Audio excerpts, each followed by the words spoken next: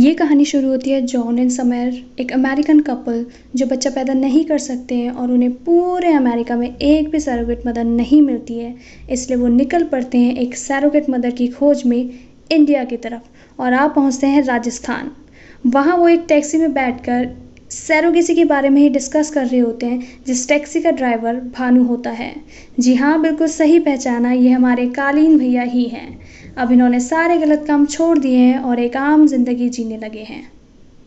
भानु सब बातें सुन तो लेता है, लेकिन सरोगेट मदर का चक्कर उसे समझ नहीं आता है। उसे लगता है कि जॉन को एक लड़की ऐसे ही चाहिए, इसलिए वो इशारे में उनसे बात करने की कोशिश करता है। लेकिन इतने में वहाँ समर आ जाती है और उन्हें समझाती है कि उन्हें एक ऐसी लड़की चाहिए जो उनके बच्चे को जन्म दे सके, क्योंकि वो कभी माँ नहीं बन सकती है। इसे इंग्लिश में सरोगेसी कहते हैं। भानु को सब समझ आ जाता है। वो कहते हैं कि वो भी इसी दर्द से गुजर रहे हैं। उनकी शादी को भी 12 साल हो गए हैं, लेकिन उनको एक भी बच्चा नहीं हुआ है अभी तक। और उन्हें लगता है कि सरोगेसी से ही वो भी अपना बच्चा करवा सकते हैं। लेकिन समर उन्हें बताती है कि सरोगेसी ऐसे ही नहीं होता है, इसके लिए बहुत सारे पैसे चाहिए होते हैं। फिर भानु भैया कहते हैं कि वो तो ठहरे एक गरीब आदमी, वो कहाँ से इतने सारे पैसे लाएंगे, इसलिए वो ऐसे ही बच्चा पैदा कर देंगे। लेकिन वो बताते हैं कि वो इन्हें एक ऐसी औरत ज़रूर दिलवा सकते हैं जो उनका बच्चा पैदा कर सके। वो उन्हें एक औरत के पास ले जाते हैं और कहते हैं कि इन्होंने आज तक 14 बच्चों को जन्म दिया है और आपका मिलाने के बाद 15। लेकिन वो कपल उसे समझाते हैं कि ये औरत बहुत ही बूढ़ी है, उन्हें एक हेल्दी और फिट लड़की चाहिए जो उनके बच्चे को जन्म दे सके। भानु उन्हें फिर एक डांस प्रोग्राम वाली जगह पे ले जाता है। वहाँ उन्हें एक डांसर दिखती है जिसका नाम होता है मिमी। वो उसे पहले ही नज़र में पसंद आ जाती है। वो भानु से कहते हैं कि उन्हें ऐसी ही लड़की चाहिए जो उनके बच्चे को जन्म दे सके। भानु कहता है कि ऐसे ही क्यों, यही लड़की उनके बच्चे को जन्म देगी। भानु फटाक से देखता है और मिमी और समा के पास चला जाता है। समा मिमी की एक बहुत अच्छी दोस्त होती है। वो उनसे कहता है कि वो उन्हें अपनी टैक्सी में उनके घर तक छोड़ देगा, क्योंकि बहुत रात हो गई होती है। तो मिमी और समा मान जाते हैं और उनकी टैक्सी में बैठ जाते हैं। फिर भानु भैया अपने दिमाग की बत्ती जलाते हैं और फट से एक माँ का इमोशनल सा गाना बजा देते हैं ताकि वो माँ बनने की बात शुरू कर सके। और बोलते हैं कि माँ और बच्चे का रिश्ता दुनिया में सबसे बड़ा होता है। अगर मेरा बस चलता तो मैं भी बच्चा पैदा करता। जिस पर मिमी हंसकर कहती है, कहाँ से, पीछे से। और मिमी और समा का फिर घर आ जाता है। वो वहाँ गाड़ी से उतर जाते हैं। इतने में भानु बहुत ही हिम्मत करके उनसे बोलता है कि एक फॉरेनर जोड़ने को आप पसंद आ गई है और वो चाहते हैं कि उनका बच्चा आप पैदा करें। ये सुनकर मिमी बहुत गुस्सा हो जाती है और भानु के गाल पे एक जोर का तमाचा लगाती है। मिमी के घर वाले मिमी के भविष्य के लिए बहुत ही चिंतित रहते हैं कि वो क्या करेगी। लेकिन मिमी का तो बस एक ही सपना था और वो था एक फेमस सी हीरोइन बनना, जिसके लिए वो जॉली नाम के एक बंदे से बहुत रिक्वेस्ट भी करती है। लेकिन जॉली उसे बोलता है कि इसके लिए उसे 15 लाख रुपए की ज़रूरत होगी। 5 लाख उसके फ़ोटोशूट के लिए और 10 लाख एक डांस सॉन्ग बनाने के लिए, ताकि उसकी जान पहचान बन जाए और वो आसानी से फिल्म इंडस्ट्री में घुस सके। मिमी के एक्ट्रेस बनने के सपने के लिए उसे बहुत सारे पैसे चाहिए थे, जो कि उसके पास नहीं थे।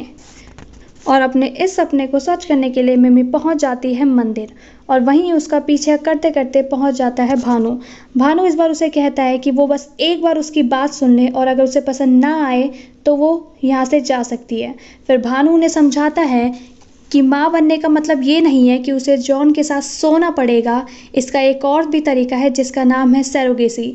इसमें सिर्फ उसे डॉक्टर के पास जाना होगा और वो ही सब करेगा।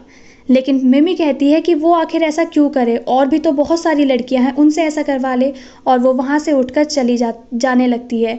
इतने में भानु ने कहता है कि इसके लिए वो अमेरिकन कपल उसे 20 लाख रुपए देंगे और इन पैसों से फिर वो अपने हीरोइन बनने के सपने को सच भी कर सकती है।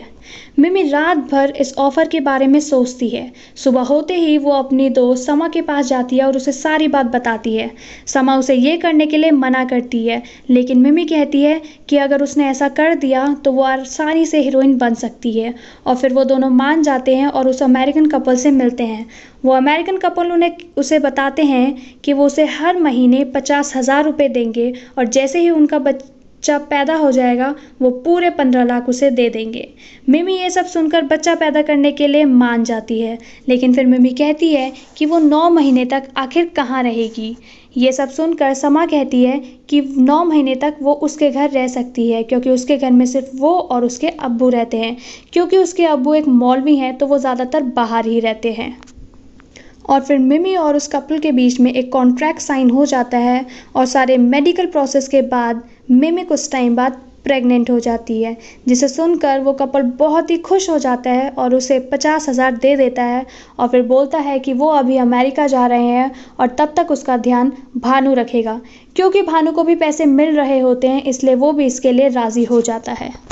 फिर मिमी अपने घर पर झूठ बोलती है कि उसे एक फ़िल्म में एक रोल मिल गया है जिसके लिए उसे 9 महीने वहीं रहना होगा। उसकी फैमिली खुश तो होती है लेकिन वो उसे ऐसा करने से मना कर देती है।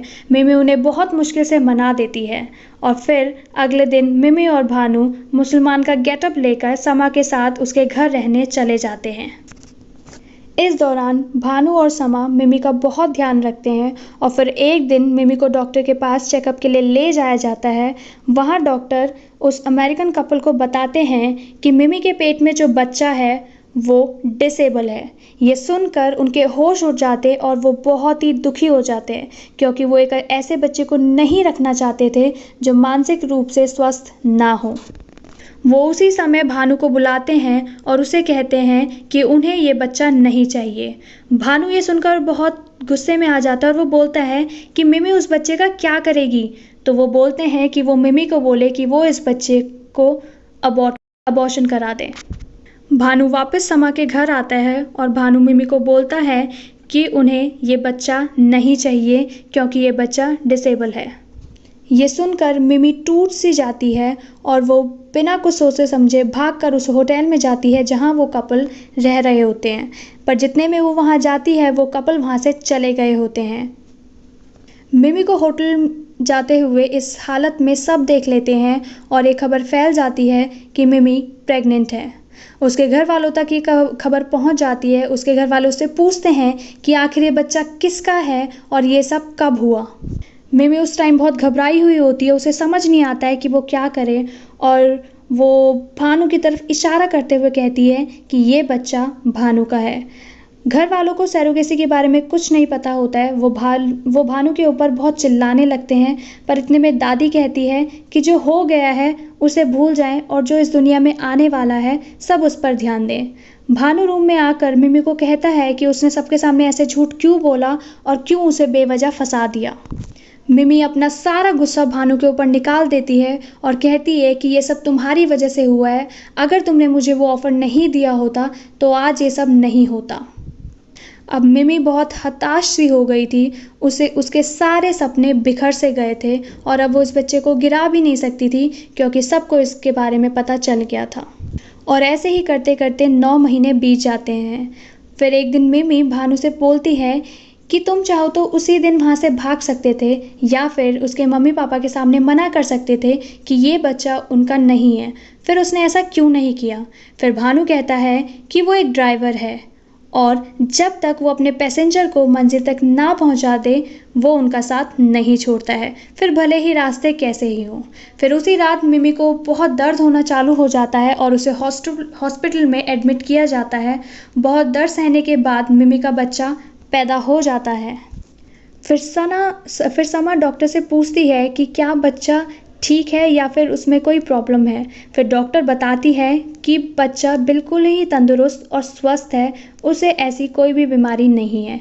ये सुनकर वो खुश हो जाती है। फिर जब सारे घर वाले बच्चे को देखते हैं तो वो शॉक्ड हो जाते हैं क्योंकि बच्चा बहुत ही गोरा चिट्टा होता है, जैसे मानो कि कोई अंग्रेज़ का बच्चा हो, क्योंकि उन्हें ये नहीं पता होता है कि ये बच्चा जॉन और समर का है।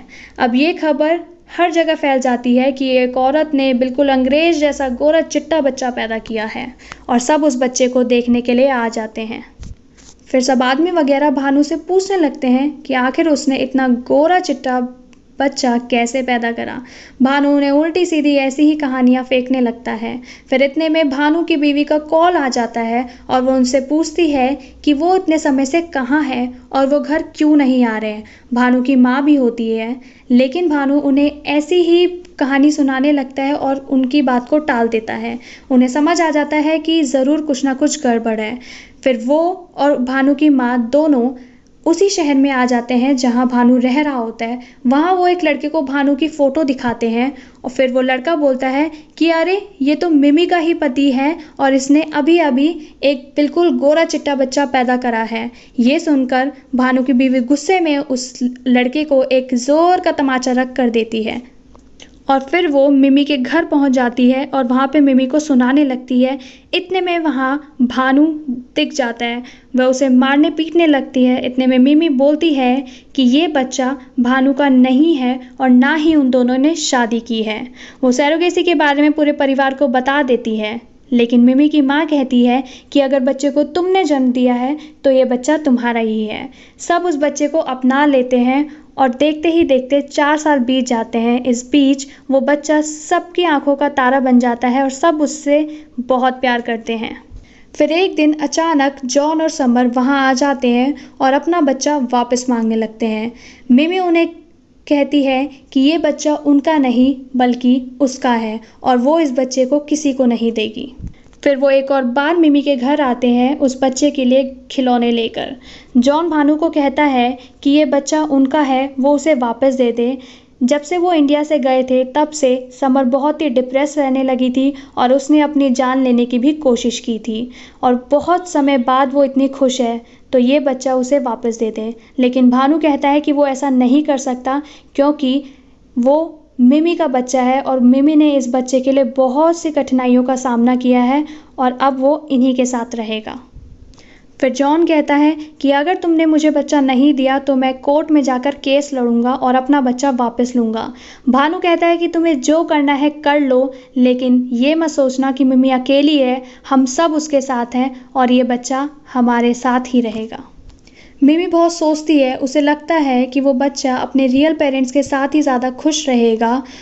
वहीं दूसरी तरफ समर सोचती है कि वो बच्चा मिमी के पास ही ज़्यादा खुश रहेगा क्योंकि उसी ने उसे जन्म दिया है और इतने साल उसी ने उसे पाला भी है। मिमी अपने सारे घर वालों को मना लेती है वो बच्चा समर को देने के लिए। फिर वो एक दिन समर के पास जाकर उसे कहते हैं कि ये बच्चा तुम्हारा है, हम ये तुम्हें देने के लिए तैयार हैं। लेकिन समर कहती है कि ये बच्चा उसे नहीं चाहिए और अगर वो उस बच्चे को ले भी गई तो वो वहाँ खुश नहीं रह पाएगा क्योंकि वो तुम सबसे प्यार करता है।